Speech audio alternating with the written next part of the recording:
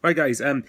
First of all, thanks for the support on the message to Stuart Donald video that I received. I wasn't actually planning on doing a video here, but I've watched Jam Sani's video on the Stuart Donald rejected Saudi consortium takeover, and yeah, just go and watch his video. Everybody knows if you want to watch my own thoughts, go and watch the live stream on SAFC Fan TV last night.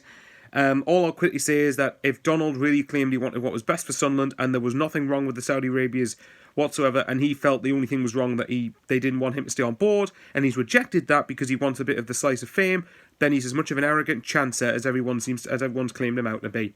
That's all I'm saying on that. Go and watch Jam Sari's video, do yourself a favour, it's class. But it's riled me up to do a video in a good way. Because there was something else that's happened today that's actually really, really started to irk me off. So this is going to be incredibly incoherent probably, so apologies in advance, but it's something that's annoyed me for quite some time and I want to get it off my chest.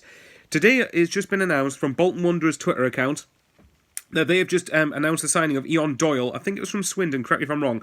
But they've announced a signing on a 3-year contract. And bear in mind, he's 32 years old. Now, my issue is not with Bolton Wanderers. Bolton Wanderers are one of the few clubs who I think have actually suffered more than what Sunderland have.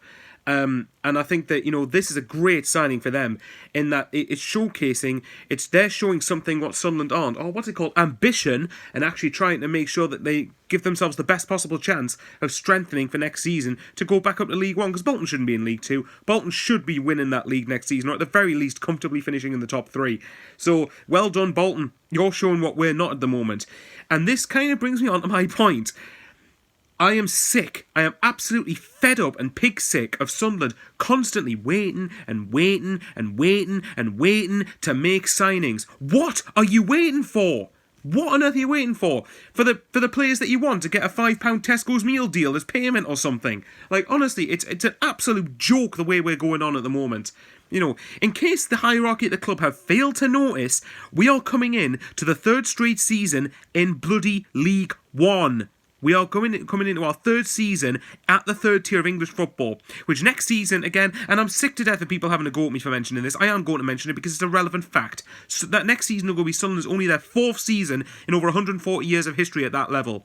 That to me implies that we should be expecting to get out of the league. I'm sick to death of arguing that point. Anyway, my point was going to be, though, that we are not showing the ambition. There are tons upon tons of free agents out in the window at the moment that instantaneously would improve us. And in case we haven't noticed, we've let the likes of Jack Baldwin, Alan Ozturk, Kyle Lafferty, Duncan Watmore, Ethan Robson, host of other players as well. We have let a lot of players leave us at the moment. Our squad is down to the absolute bare bones, like it was 2 years ago when we needed to sign 15 players just to make sure we had a squad. We're pretty much in the same position now. Why are we not going for players? Why on earth have we not signed anyone yet? And don't anyone give me this, oh, well, we'll have to wait with what's going on with the uncertainty of the season. We have to make sure that we know what's going on first. No, well, if that's the case, then Bolton shouldn't have been able to sign Ian Doyle.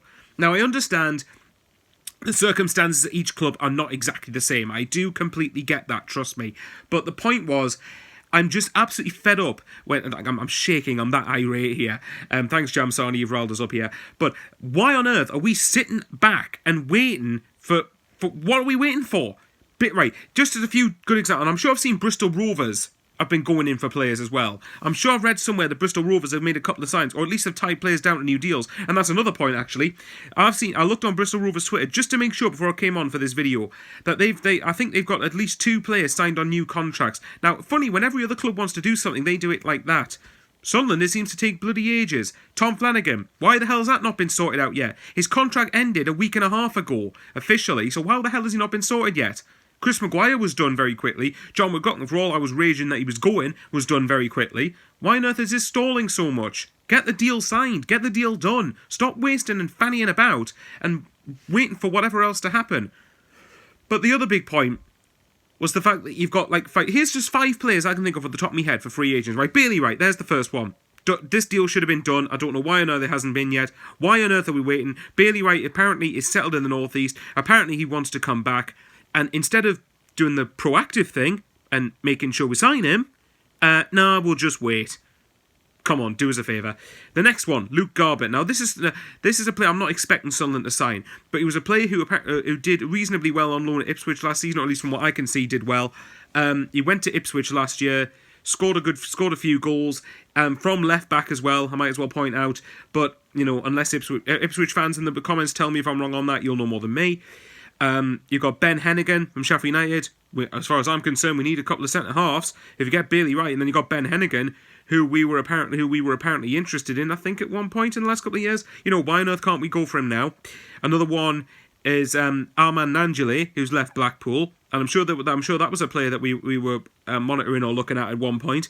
You know, he looks to me to be the same height as Charlie Wyke. He looks to me to be of a decent build for himself, and he can score goals.